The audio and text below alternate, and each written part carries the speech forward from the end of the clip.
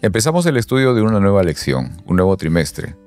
El estudio de las cartas de Pablo hacia los filipenses y a los colosenses. Pero, ¿cuáles son los temas que estas cartas nos traen? ¿Cuál es el mensaje que podemos encontrar en ellos? ¿De qué manera es que tú enfrentas las dificultades que tienes cada día para poder cumplir la misión? Y mucho más importante todavía, ¿de qué manera es que las dificultades te permiten confiar y aferrarte más de Cristo Jesús? Estas son algunas de las interrogantes que hoy día buscaremos responder, así que comencemos.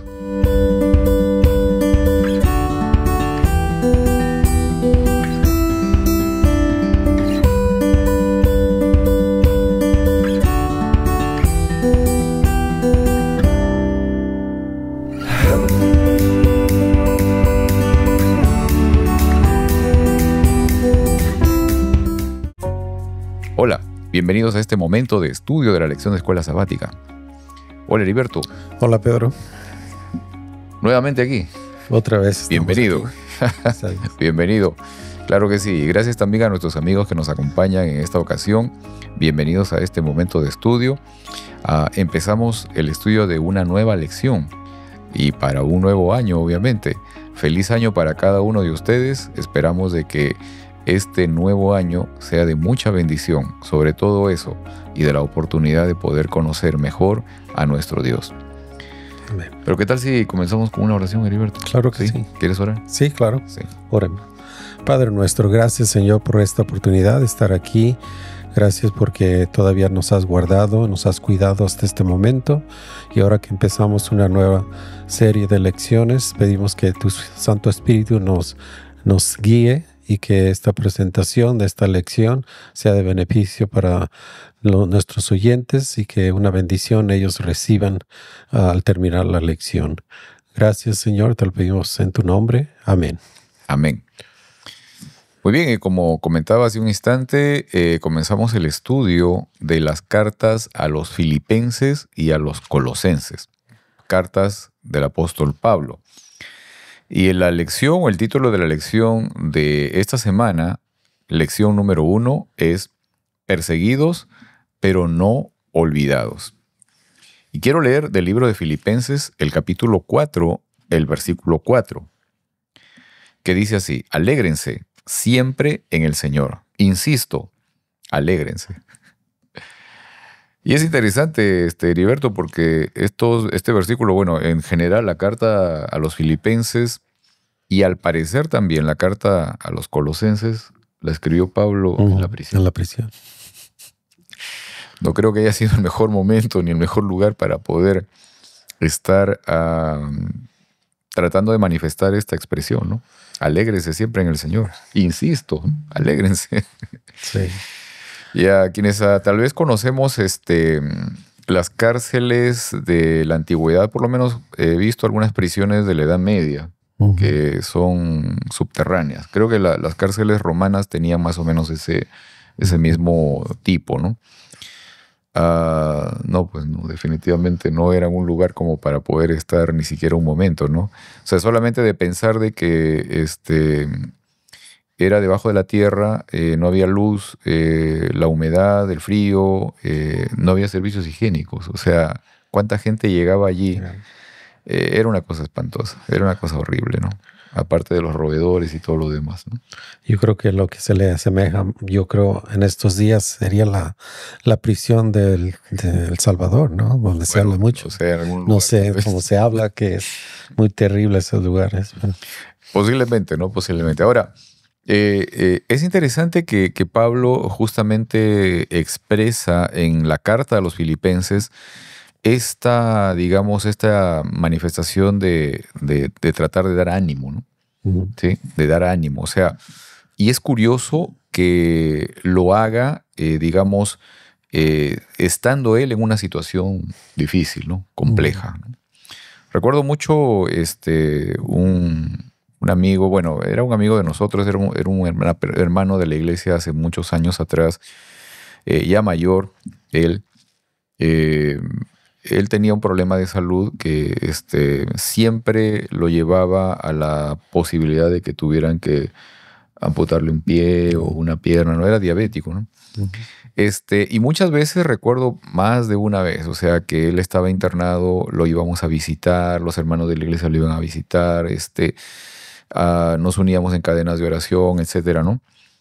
Pero el asunto interesante en todo esto es de que nosotros, y obviamente los jóvenes en ese momento, u otros hermanos, el pastor incluso, venían a darle ánimo, ¿no? Pero al final él nos daba ánimos a nosotros. O sea, era un caso muy, muy curioso, muy interesante, porque este hermano, digamos, a pesar de su dificultad, del problema que tenía, él estaba siempre optimista, ¿no? Y siempre contagiaba ese mismo optimismo. Ahora, hay algunas cosas interesantes que vamos a ir comentando luego en el asunto de justamente de lo que significa, digamos, el mensaje que traen las cartas de Filipenses y la carta a los Colosenses también. No sé si podrías ayudarme con la lectura, Heriberto. Filipenses capítulo 1, versículos 3 al 8. Sí, claro. Dice así: doy gracias a Dios cada vez que me acuerdo de ustedes. Siempre oro con alegría por todos ustedes. Me alegro mucho de que me hayan ayudado siempre que he anunciado la buena noticia de salvación, desde el momento en que comenzaron a creer hasta ahora. Estoy convencido de que Dios empezó una buena obra entre ustedes y la continuará hasta completarla el día en que Jesucristo regrese. Y es correcto que piense así de todos ustedes, porque en mi corazón los tengo aquí conmigo. Han compartido conmigo el generoso amor que Dios me ha mostrado. Ustedes siempre han sido solidarios conmigo, no solo cuando estuve en prisión, sino también cada vez que tuve que defender la buena noticia de salvación y probar que es la verdad. Dios es testigo de que los extraño y los recuerdo con el mismo efecto de Jesucristo. Así es. Ahora, es interesante y la pregunta ahorita, Heriberto, o sea, ¿cómo es de que una persona estando en una condición, digamos, no solo de privación de su libertad, ¿no? Sino experimentando condiciones físicas y del ambiente completamente adversos, puede estar incluso pensando en las personas que están a cientos de kilómetros, a cientos de millas de su lugar, preocuparse por ellos y escribirle una carta dándoles ánimo a ellos, ¿no? O sea, manifestándoles su preocupación y diciéndoles o hablándoles del amor de Dios sobre todo. O sea, ¿cómo explicamos eso? O sea, ¿cómo explicamos este asunto de que en medio de la dificultad tan seria yo pueda estar, digamos, posicionado, sujetado al hecho de poder recordar y mantener vivo el sentido de que Dios me ama y que también yo estoy expresando amor por otras personas, ¿no? O sea, ¿cómo podemos llegar a eso? O sea, porque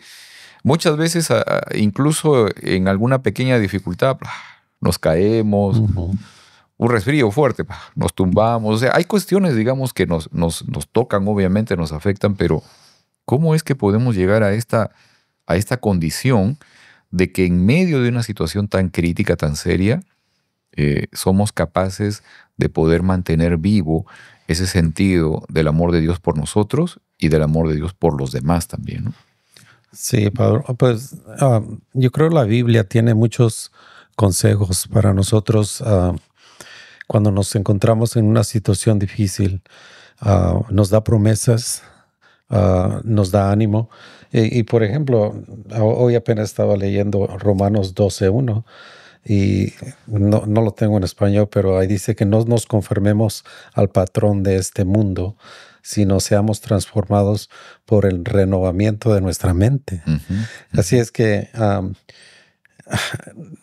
eso nos insta simplemente a nosotros a mirar afuera, a tener una visión de lo que está a nuestro alrededor y no conformarnos con lo que estamos pasando, sino poner nuestra mente y renovar nuestra mente. ¿Cómo lo vamos a renovar nuestra mente cuando tenemos una conexión con Ajá, Dios? Yo creo que claro. al tener esa conexión, entonces ya nosotros podemos entrar en otro ámbito, en otro ambiente donde ya no es lo humano, sino es lo divino que nos ayuda, ¿verdad? Exacto. Y eso yo creo que Pablo sabía cómo entrar en ese estado de ánimo, Ujú. que no importaba en qué condiciones él se encontraba, él sabía, ok, estoy cayendo, y él salía de eso a tal punto que él empezaba a dar ánimo a los que estaban afuera, Exacto, ¿verdad? exacto. Esa es la parte interesante, o sea, la parte interesante de cómo es que a pesar de esta situación, Pablo estaba preocupado y buscando dar ánimo a los demás, ¿no? Ujú.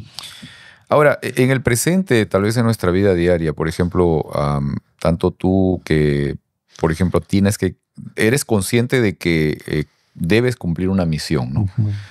Como miembro de una congregación, como representante de Cristo, como ministro del Señor, o sea, dentro de eso, ¿has podido reconocer que enfrentas dificultades, adversidades, problemas, situaciones que tal vez am, afectan la posibilidad de que desarrolles de manera adecuada digamos, la misión que el Señor te entrega? Yo creo que sí, pero yo creo que todos los seguidores de Jesucristo, yo creo que si no es que estamos a ese nivel de poder reconocer que nosotros por nuestra propia fuerza no podemos sobreponernos a los problemas. Ujú.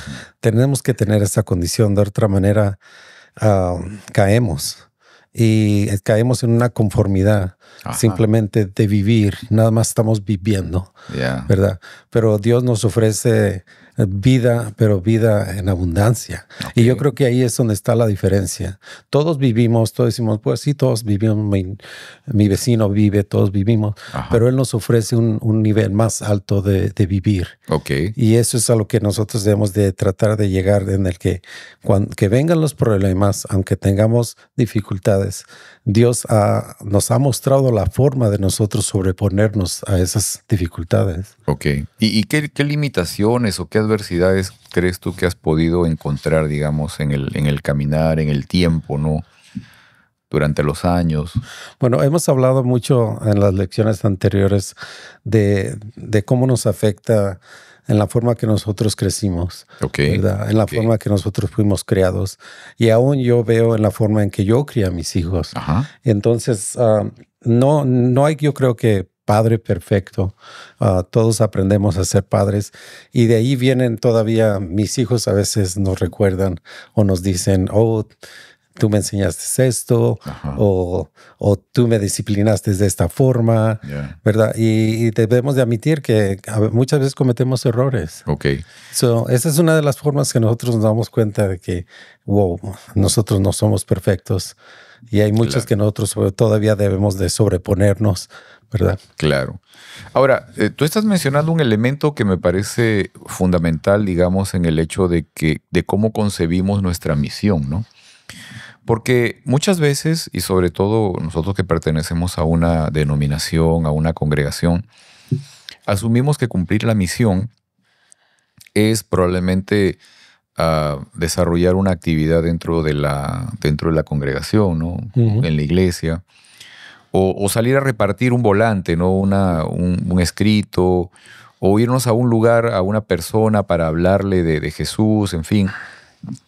Pero tú estás señalando, creo que un elemento esencial y fundamental y una cosa que también lo vamos a ver poquito más adelante, que era una de las, digamos, estrategias, formas de acción que también tenía Pablo.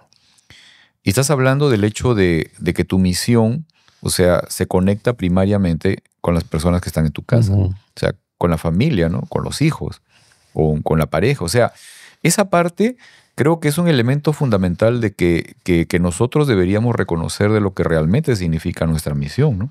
El Sí. hecho de poder compartir, digamos, ese Dios que nosotros conocemos con las personas más cercanas que tenemos a nosotros, que en primaria, el primer lugar son nuestras familias, o sea, nuestros hijos, la pareja, ¿sí? Los más allegados a la casa.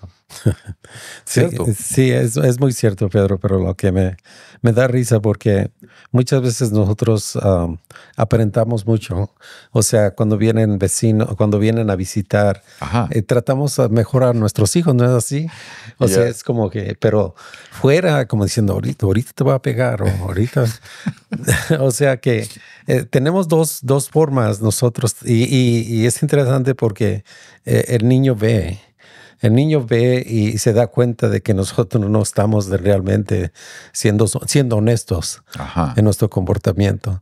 Y creo que nosotros como padres debemos de tener cuidado, porque una de las cosas es de lo que yo me recuerdo es que mi papá era muy bueno con la gente. Ok. O sea, él tenía mucha fama de ser dadivoso y todo bueno, pero muchas veces en la casa era diferente. Oh, ok. Entonces, de allí nosotros tomamos, el niño puede adquirir esa idea de que podemos ser las dos cosas, Ujú. de que nos podemos comportarnos de una forma en un lugar y de otra forma en otro lugar, Ok. ¿verdad? Ok. No ser consistentes. Ya, esa parte, claro. Y ese es un mensaje que damos. Ujú. O sea, y es un tema real. O sea, esa parte de no ser consistentes entre lo que decimos o incluso lo que mostramos a otras personas y lo que somos en nuestro círculo más íntimo, ¿no? Ujú. Porque en definitiva, digamos, en nuestro círculo más íntimo, en realidad es que somos como realmente somos. Ujú. Es lo más Exacto. probable, o sea, es muchas veces, digamos, como dices, o sea, ante otras personas mostramos una imagen determinada que quizás está un poco modulada por nuestra, pues, tratar de mostrar a los demás otra imagen, ¿no? Una imagen determinada o moderada, ¿no? Pero en casa, con los más cercanos, obviamente nos mostramos como realmente somos. Yeah. Pero ¿Sí? otra cosa es que este sentir o esta forma de nosotros ver por el lente por el cual nosotros crecimos, es que lo transferimos y miramos a Dios también de la misma forma. Claro. Y yo Claro. creo que eso también es lo peligroso y por mucha razón por la que muchos no quieren venir a la iglesia, Ajá. porque piensan el Dios es un padre como el padre que yo tuve, cuando es muy diferente de esto. Claro, en realidad lo que entiendo ahora ya es de que nosotros a través de nuestra conducta y de la manera como nos relacionamos con los demás es que estamos mostrando el Dios que conocemos. Ujú. O sea, esa es la realidad, ¿ok? Otra realidad que pude entender hace poco es también el hecho de que yo no puedo llegar a amar a otra persona, digamos, a mi prójimo, a mi semejante, al hermano de la iglesia, no sé, al vecino, al amigo del trabajo, qué sé yo. O sea, no puedo llegar a, digamos, realmente a expresar amor a esa persona si es que primero no puedo llegar a amar a mi pareja, ¿no? Ujú. ¿Ok? O sea, eso es lo primario. O sea, ese elemento, cuando lo pude entender realmente y lo pude ver, o sea, me cambió la manera de ver las cosas. O sea, porque no puedes manifestar incluso el hecho de decir, oh, yo amo a mis hijos, pero no amas a tu pareja, no amas a tu esposo. O sea, hay un quiebre ahí, digamos. Esa parte no es posible. Es posible que puedas llegar más allá. Sí, y antes de esto, pero yo creo que nosotros ya debemos de llegar a esa realización de que, como dice el texto, de que no nos conformemos al patrón de este mundo. Exacto. El patrón de este mundo puede ser como decir, yo soy de cierta forma y así he sido. Ajá. Y así voy a ser, ¿verdad? Eso es conformarse al patrón, porque Exacto. es muy fácil conformarme a la forma en la que yo soy, porque es difícil cambiar. Ajá. No es la naturaleza del ser humano desear cambiar. A nosotros nos gusta la consistencia y muchas personas, por eso es que miramos a los 90 años y aún a su cama de muerte ser la misma persona, Ya. sin Muchas un veces, cambio. sí. Muchas veces, ¿verdad? sí. Muchas veces, sí. Ahora, ¿cómo podríamos aprovechar en el presente, ¿no? Digamos, las situaciones que vivimos para poder dar lo mejor de nosotros para los demás, ¿no? Ujú. O sea, ¿cómo, digamos, digamos, en el tema de poder asumir dificultades que podríamos tener, cómo estas dificultades pueden fortalecernos, pueden, digamos, mejorarnos para poder al final llegar a ser mejores todavía, ¿no? O sea, ¿de qué manera podemos aprovechar esas cosas, sí, ¿no? Y yo creo que la única forma, Pedro, es de nosotros educarnos, de nosotros leer. Ok. Porque de otra forma no va a haber ningún cambio. No, o sea, no nos va a llegar por poner un libro debajo de la almohada. No. Es algo práctico que Dios nos dio en nuestra naturaleza la capacidad de absorber ideas, de aprender ideas, Ajá. de cómo mejorar. Y para eso Él ya nos dejó su palabra. Ok. ¿Verdad? Definitivamente. Pero sí. O sea, otra forma también, Pedro, es porque muchas veces, porque estaba leyendo una frase de esta persona, un poeta, y no me acuerdo ahorita su nombre, pero ella dijo que si no estamos a gusto con algo, tratemos de cambiarlo. ok. Pero si no lo podemos cambiar, entonces cambiemos nuestra actitud. Exacto. ¿Verdad? Exacto. Ahora, en esa parte, o sea, en el tema de la actitud, ¿no? ¿Por qué nuestra actitud, digamos, es crucial cuando enfrentamos dificultades? O sea, ¿por qué la actitud, digamos, o el enfoque que tenemos frente a las dificultades es determinante en la posibilidad de poder superar las dificultades, superar los problemas, o sencillamente ser derrotados más bien y superados por las dificultades? Sí. ¿Por qué? ¿Qué tiene que ver eso, no? Bueno, ok. Supongamos entonces nosotros que encontramos problemas, Pedro, pero no estamos podemos ser en un viaje de ser transformados. Ok. O sea, yo soy como soy y respondo de la cierta manera cada vez que algo sucede, que como humanamente viene siendo como me enojo. Ok. O sea, yo muestro enojo al que esté cerca porque Ajá. lo que sucedió no fue de mi agrado, por lo tanto mi actitud es, y yo la defiendo mi actitud diciendo, bueno, algo salió mal y es normal que yo me enoje. Ajá. Pero sin embargo, mi actitud es de calma, de aceptar que no es culpa de nadie y no es razón para agredir a nadie, sino que debemos sobreponernos, calmarnos. Claro. Y con esa actitud que nosotros tomemos, damos nosotros nuestro testimonio para las personas que están más cerca de nosotros. Claro, claro. En definitiva, pienso que, o sea, nuestra actitud y el enfoque tiene que ver definitivamente en la manera como enfrentamos las situaciones, ¿no? Exacto. Muchas veces, digamos, cuando nos enfocamos en la magnitud de los problemas, vamos a entrar probablemente en alguna crisis, o sea, en notar de que los problemas son tan grandes y probablemente nos vamos a sentir abrumados o disminuidos frente a las dificultades que enfrentamos, ¿no? Los gigantes que enfrentamos, ¿ok? Pero tal vez cuando mi actitud y mi enfoque es en aquel que me puede proveer y que me provee la fortaleza para superar esas dificultades, creo que allí entramos en una posibilidad distinta, ¿no? De poder enfrentar alguna situación adversa junto con el poder de Dios, que es digamos, lo más importante para nuestro caminar, para cumplir la misión que el Señor nos entrega, ¿no? Ahora, yo tenía acá una pregunta que me pareció interesante también. O sea, ¿de qué manera es de que Pablo, digamos, reconoce su condición de ser prisionero, ¿no? O, en todo caso, ¿de qué manera nosotros hoy podemos ser esclavos o prisioneros aún sin estar dentro de una prisión? Sí. Y estábamos mencionando que Dios vino a darnos libertad, libertad en abundancia. Vino a darnos vida y vida en abundancia. Así es. O sea que hay vida y hay vida. O sea, me refiero que nosotros, como te dije anteriormente, la gente vive y hace sus cosas, su forma de vivir natural y vive de un día a otro. Ajá. Eso es vivir. Pero el vivir en Cristo es cuando nosotros reconocemos nuestra situación diariamente. Ajá. Cuando reconocemos nuestra situación de que no soy perfecto y probablemente nunca voy a ser perfecto, pero estoy yo en la carrera. En la carrera hacia el final. Ok.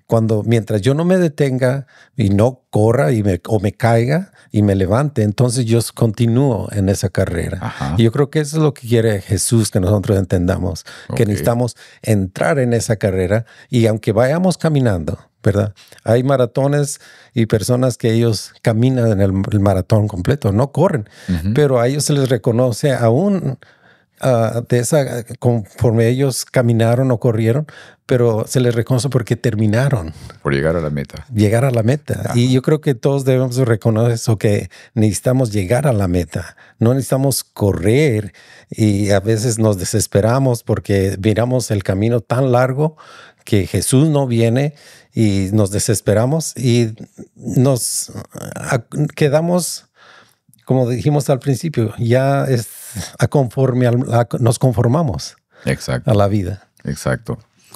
Creo que en buena manera el hecho de que, como digo, Pablo se reconocía prisionero, pero varias veces expresó, por lo menos en sus escritos, que era prisionero de Cristo, ¿no? Uh-huh. ¿Ok?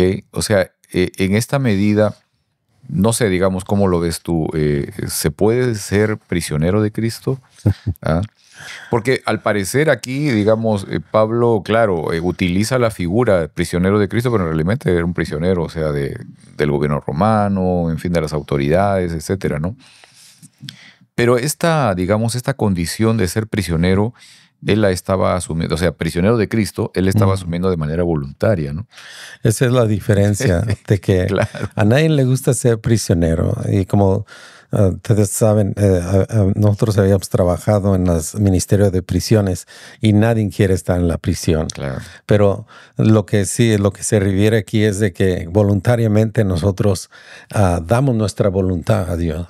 Y solamente de esa forma Dios puede trabajar en nosotros. Es algo simple y básico de que eso es parte del amor de Dios, de que Él no nos forza. Claro. Y que por lo tanto cuando nosotros le damos por nuestra propia voluntad que Él nos guíe, entonces le damos la libertad a Él de actuar. Claro, claro. ¿Verdad?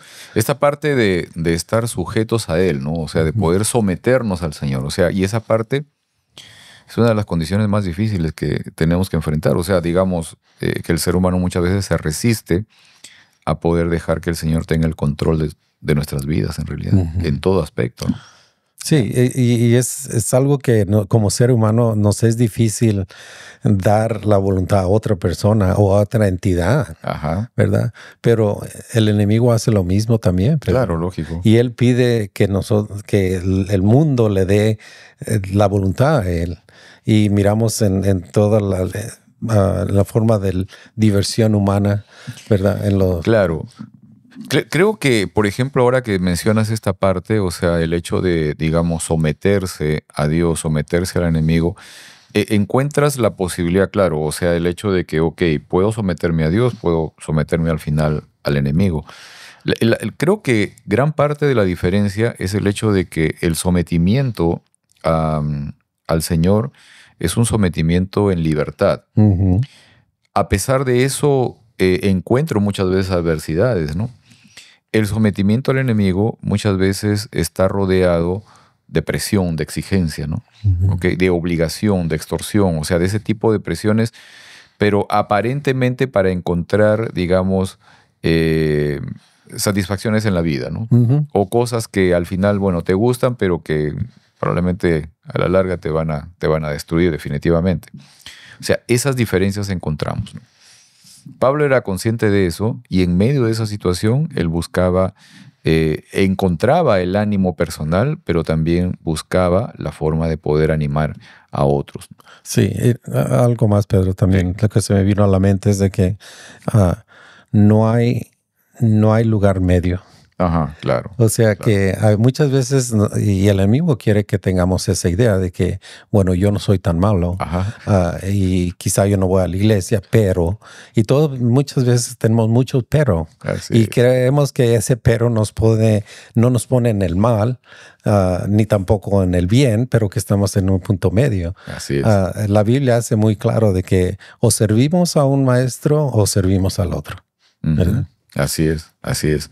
Quiero leer, mira, de 2 de Corintios, el capítulo 4, los versículos 7 al 12, que dice así: pero tenemos este tesoro en vasijas de barro, para que se vea qué tan sublime poder viene de Dios y no de nosotros. Nos vemos atribulados en todo, pero no abatidos, perplejos, pero no desesperados, perseguidos, pero no abandonados, derribados, pero no destruidos. Donde quiera que vamos, siempre llevamos en nuestro cuerpo la muerte de Jesús, para que también su vida se manifieste en nuestro cuerpo. Pues a nosotros, los que vivimos, siempre se nos entrega a la muerte por causa de Jesús, para que también su vida se manifieste en nuestro cuerpo mortal. Así que la muerte actúa en nosotros, y en ustedes la vida. Tremendo, tremendo.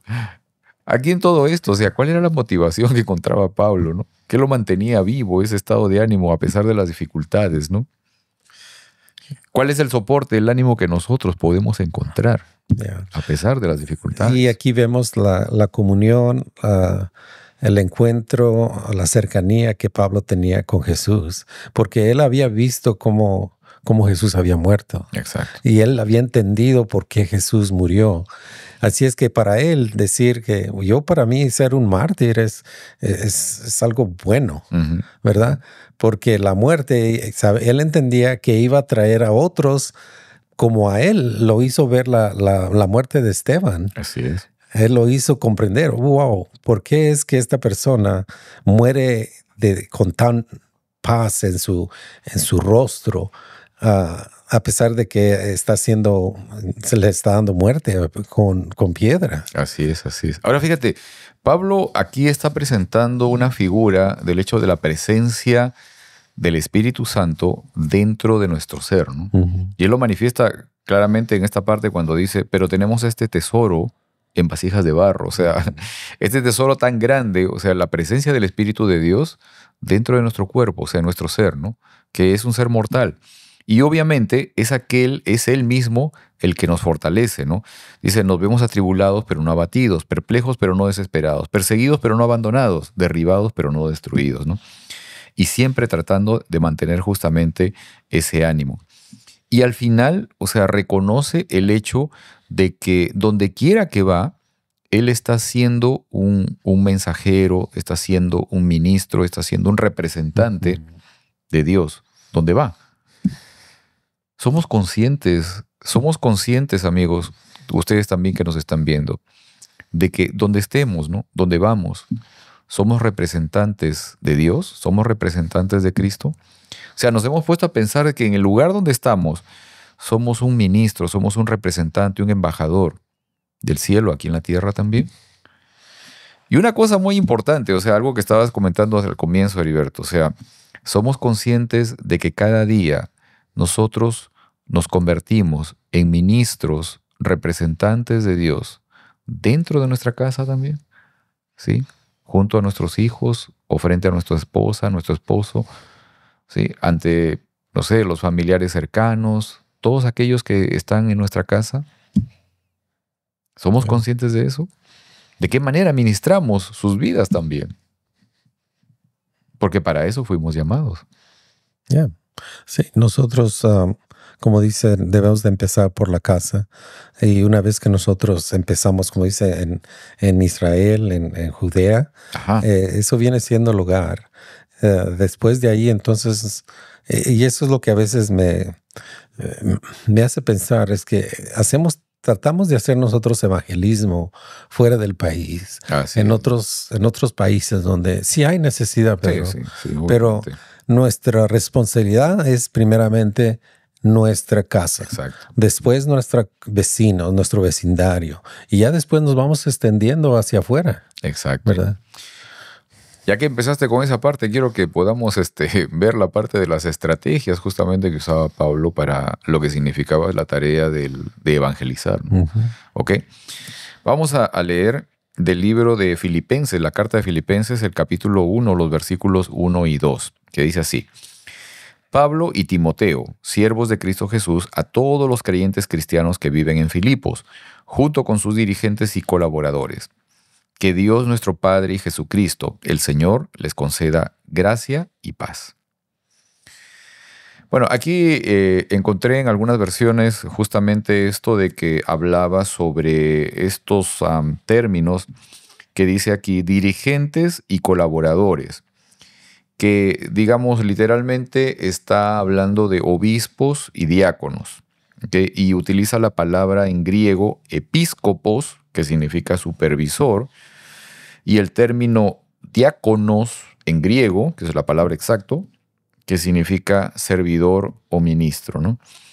En una de las versiones bíblicas menciona de que estas palabras, digamos, ya eran utilizadas, por eso es de que Pablo las escribe.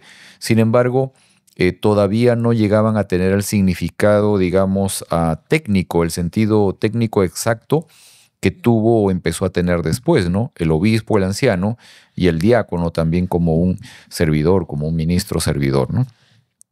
Pero en definitiva ya eran términos que se estaban empezando a usar justamente dentro del contexto de las iglesias que empezaban a surgir en ese momento, ¿no? Ahora, las estrategias de Pablo. Primera estrategia: seleccionó ciudades importantes en el mundo antiguo desde las que podría difundir más fácilmente el mensaje. Por eso que justamente, por ejemplo, en el caso de Filipos, ¿no? Lo que estamos comentando hace un momento, o sea, Filipos era una localidad muy importante en la región de Macedonia, que era una provincia romana. Y es curioso, o sea, porque la gente de Filipos tenía la ciudadanía romana, ¿ok? Tenían muchos privilegios, por ejemplo, no pagaban impuestos a la renta o a muchas cosas, o sea, tenían muchos privilegios. Aparte de ello, era una localidad que, digamos, era muy comercial y obviamente había gente que tenía también muchos recursos. Ahí encontramos, por ejemplo, en el libro de Hechos, encontramos la aparición de una mujer llamada Lidia, por ejemplo, ¿no? Ya que ella, digamos, parece que era una mujer de negocios y probablemente era una de las que más apoyaba financieramente a las actividades de Pablo, ¿no? Pero también en la ciudad de Filipos, por ejemplo, ocurren algunos milagros, como por ejemplo lo de la cárcel, la prisión, y el carcelero que después se convierte. Es interesante esto, ¿ok? Porque, digamos, yo no sé si tú has ido, bueno, probablemente sí has ido obviamente a las prisiones a visitar, ¿no? Pero me ha tocado ir, por ejemplo, algún momento a la oficina de la policía. Y no sé, bueno, por lo menos aquí en la oficina donde he llegado y eso, la persona que está ahí atendiendo al frente, no sé, se expresa de una forma un poco ruda, ¿no? Un poco tosca, ¿no? Con los demás. O sea, no es una persona, bueno, un policía, ¿no? Pero generalmente no se le percibe muy amable, digamos, ¿no? En este caso, por las cuestiones históricas, entiendo que los soldados romanos, sobre todo los de élite o los que tenían gran responsabilidad, eran, digamos, descritos como gente muy despiadada, o sea, gente que no tenía, digamos, misericordia por nada, o sea, y cuanto más amable podría ser con ellos, te trataban peor todavía. En el caso del, digamos, aquí del carcelero romano, no sé cómo es de que al final su corazón fue tocado, obviamente por toda la situación que vivió en ese momento, y creyó, y pidió ser bautizado, ¿no? Y se bautizó, él y toda su familia. Entonces, esos son milagros que ocurrieron, por ejemplo, aquí, ¿no? Ahora, en todo esto, ¿no? ¿Cómo contrasta, por ejemplo, la estrategia de Pablo, ¿no? De obviamente, digamos, ubicarse en lugares específicos para poder a partir de allí, digamos, extenderse y predicar el evangelio, ¿Cómo contrasta muchas veces eso con las, digamos, las estrategias que usamos dentro de nuestra organización, por ejemplo, ¿no? Te lo digo, por ejemplo, por esto, ¿no? Porque yo no sé si aquí, bueno, siempre hay, obviamente, algunos lugares dentro de la comunidad que son más elitizados, más encumbrados, gente que tiene un nivel socioeconómico más alto, ¿no? ¿Qué tan dispuestos estamos a, por ejemplo, colocar una iglesia allí, ¿no? Para que a partir de ahí se pueda extender la predicación a la zona, ¿no? A veces, y lo digo porque no solamente aquí, o sea, en otros países a veces como que se limitan, ¿no? O a veces hay una cuestión de que no, prefiero irme a lugares donde es mucho más accesible, la gente está más dispuesta, etcétera, etcétera, ¿no? Pero ¿qué tanto estamos dispuestos a predicarle, por ejemplo, a los ricos, ¿no? A los poderosos? ¿Qué tan animados estamos a hacerlo, ¿no? ¿O qué estrategias usamos para eso, ¿no? Yeah. Okay. Sí, o sea, hay cuestiones ahí que, digamos, en esta parte, un poco que contrasta, por ejemplo, las estrategias que tenía Pablo para poder llegar, ¿no? Y él utilizó, por ejemplo, estos lugares. O sea, Filipos era una ciudad, como digo, muy progresiva, donde no había muchos judíos, la mayoría eran griegos. En esta región de Macedonia eran gente, digamos, mayormente comerciantes o gente de mucho dinero. Y en esta zona es donde se ubicó, justamente para poder extenderse a partir de ahí, ¿no? Yeah. Interesante. Y sabemos que en los centros urbanos es donde se encuentra la mayoría de gente. Ajá. Y es donde es más posible que todo era dirigido al mensaje que él traía. Ok. Y exacto. ese mensaje era tan poderoso que él sabía que los que fueran expuestos a ese mensaje iban a tener que actuar. Ya, de alguna ¿verdad? manera. Sí. De alguna manera. Y eso también cuando estuvo en el Areópago, también, o sea, en su discusión con los pensadores y todo ello en Atenas, o sea, definitivamente, digamos, captó la atención de muchos, aunque, claro, la Biblia también dice que cuando ya empezó a hablar de la resurrección de Jesús, muchos se desanimaron, ¿no? Como que ya no le creyeron. Bueno, pero en fin. Otra estrategia de Pablo es que Pablo invirtió tiempo en la formación de personas para el ministerio evangelístico. Ujú. Ok. Y esto es muy interesante, o sea, porque Pablo, digamos, enseñaba, digamos, educaba a jóvenes para el ministerio, justamente, para el ministerio evangélico. Pero las formas de educación no estaban diseñadas solamente con una cuestión de transferir información, ¿no? O sea, ven y te enseño, a ver, agarra tu cuadernito y escribe aquí lo que te voy a decir, ¿no? No era solamente eso. Principalmente era la posibilidad de moverlos a la experiencia en sí. Porque dice que, o sea, los hechos lo narran y las otras cartas también, que él se llevaba a algunas personas, de unos jóvenes sobre todo, a sus viajes misioneros. Ujú. O sea, vivían con él directamente la experiencia de lo que significaba llevar el mensaje adelante, ¿no? Ujú. En esta parte, o sea, ¿qué estrategias crees que deberíamos usar nosotros para poder, digamos, preparar a los miembros de nuestra congregación para la misión? Y yo creo que es algo que nosotros debemos de implementar Ajá. y hacer cambios, porque debemos de empezar con los jóvenes. Una vez que ellos muestren la actitud y que muestren el deseo de tratar de servir en la iglesia, darles la oportunidad, Ok. ¿verdad? Por eso es que está el diácono, ¿verdad? Las diaconisas. Ok. Y de allí empezamos a los ancianos. Si les damos la oportunidad para servir desde que ellos estén dispuestos a hacerlo, sin hacer de menos su edad, Ujú. entonces yo creo que estaremos en lo correcto, Ok. ¿verdad? Ahora, tú estás expresando una idea de servicio dentro de la congregación, lo cual, claro, es importante, ¿no? Es importante. Ahora, en lo que significa la posibilidad de llegar a, digamos, a un mundo que no conoce a Dios, ¿no? O sea, ¿cuál es digamos, la estrategia que estamos usando? O sea, ¿por qué en ese caso la experiencia, la parte vivencial es tan necesaria, es tan importante para poder capacitar, para poder preparar a una persona? Yeah. Bueno, Lo que usamos muchas veces en la iglesia, Pedro, es cuando alguien muestra, o pues digamos que llega un visitante a la iglesia, Ajá. que nunca ha ido a la iglesia. Lo que tratamos de hacer es tomar su nombre, Ok. tomar su información, tratar de hacer una cita en el futuro Ok. para poder tener, y esta sí es donde, si no han ellos estado dispuestos al Evangelio y ellos quisieran estar dispuestos a conocer más, es donde nosotros podemos comenzar a estudiar con ellos, Ok. si ellos están dispuestos. Ok. Ahora, esto parece como, wow, vamos a dar estudios bíblicos, lo que sea, pero de alguna manera nosotros tenemos que introducir el Evangelio Ok. primeramente, porque es de la misma forma como el Espíritu Santo va a empezar a trabajar en las personas, Ok. ¿verdad? No podemos decir, pues vamos, ya viniste a la iglesia, ahora te vamos a poner a trabajar. Quizá no esté capacitado, ni listo, ni dispuesto para hacerlo, Ajá. ¿verdad? Ok. Yo creo que empezaría a tener una relación con ellos. Ok. Y esta parte creo que es fundamental, ¿no? O sea, porque en realidad el mensaje de salvación, más que un mensaje teórico, es el hecho de poder mostrar la experiencia que uno ya está Ujú. viviendo, ¿no?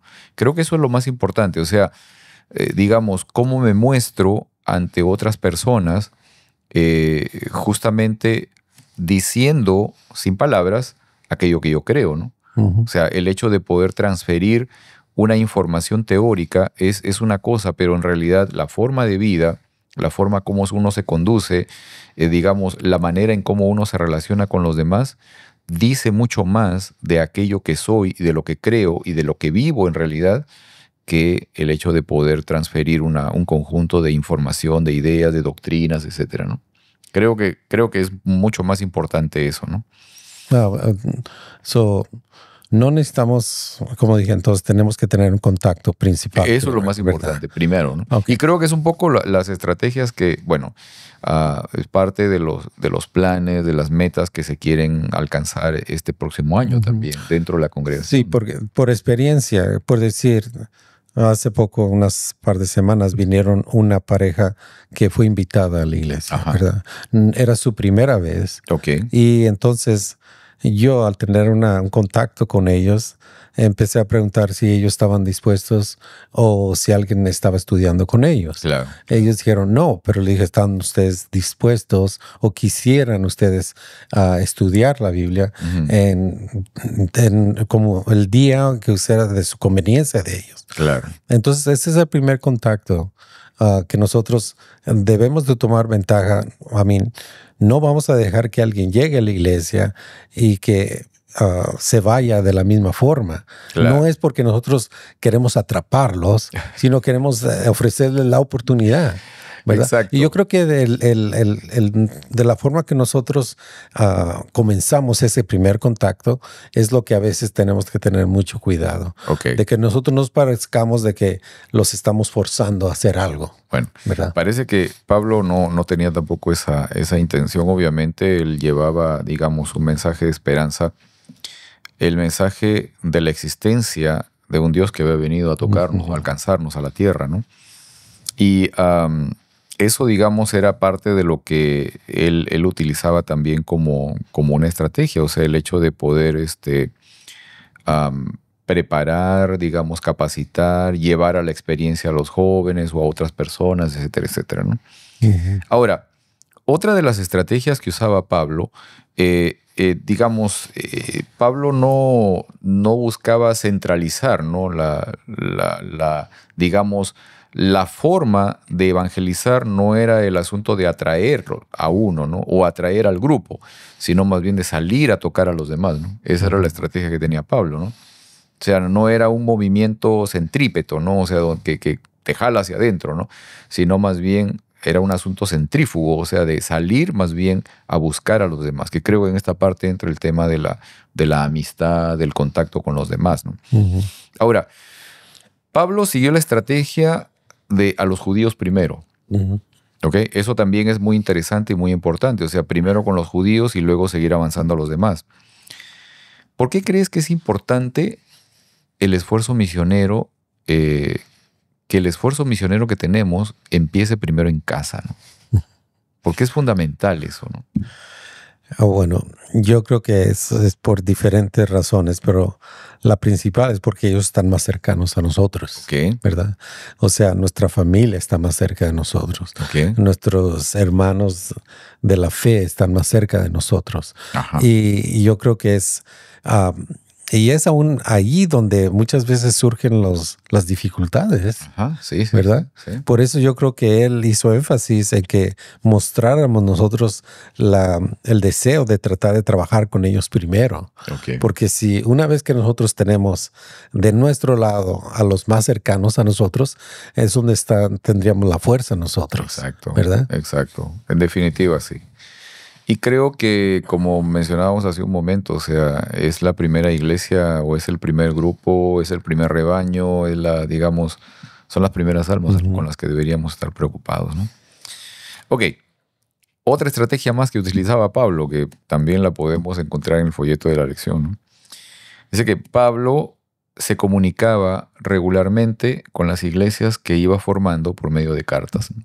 O sea, muchas veces ya no le era tan sencillo regresar, ¿no? Nuevamente volver a los lugares donde había formado una iglesia, un grupo, ¿no? Y entonces se comunicaba con ellos por cartas. Algunas veces, como en estos casos, en los que estamos estudiando ahora, Pablo estaba en prisión, así que definitivamente no le era posible regresar a un lugar, pero escribía las cartas que servían para estos grupos también. Ahora, en esta parte, ¿no? Cuán importante es el poder ocuparnos de apoyar a personas que, según nuestro entender, ya tienen tiempo dentro de la congregación, tienen mucho tiempo dentro de la iglesia, quizás no necesitan nada, pero que en el fondo probablemente sí necesitan, o sea, mucha ayuda, ¿no? ¿Qué hacemos? O sea, ¿de qué manera podemos alcanzar, podemos ayudar, animar a personas que pueden estar ya mucho tiempo dentro de la iglesia o pueden estar dentro del evangelio mucho tiempo y a pesar de eso no necesariamente estar realmente en buena condición espiritual, ¿no? ¿De qué manera nos ocupamos de esas personas también? Bueno, vamos a decir, por ejemplo, nuestra iglesia tiene otro grupo fuera, ¿verdad? Que Ajá. viene siendo otra iglesia en Rialto, Ok, ¿verdad?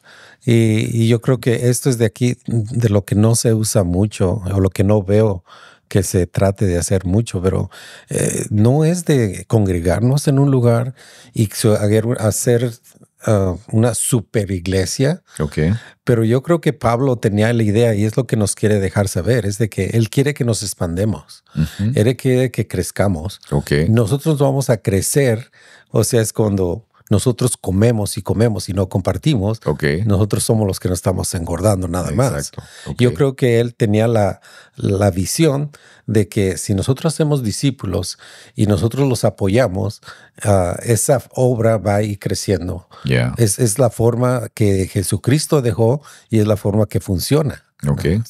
Los grupos pequeños. Los grupos pequeños.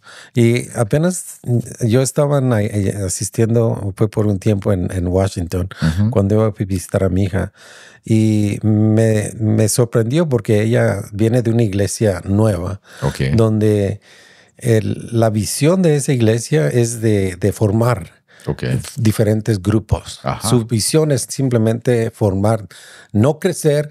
Y yo digo, wow, y ahí estaban apenas dándole la despedida a alguien ajá, que apenas él se iba a ir porque iba a ir a formar otro grupo. oh, wow, Solo estaban dando la despedida. ya, Pero miramos que la iglesia no era grande. ajá, Y para mí pensar, digo, bueno, ¿por qué no crecen más primero y después empiezan a multiplicarse? ajá, Pero no, después me di cuenta, no, es cuando uno esté dispuesto y decir, yo puedo formar otro grupo, otro grupo, ya, entonces hacerlo, claro, ¿verdad? claro, interesante.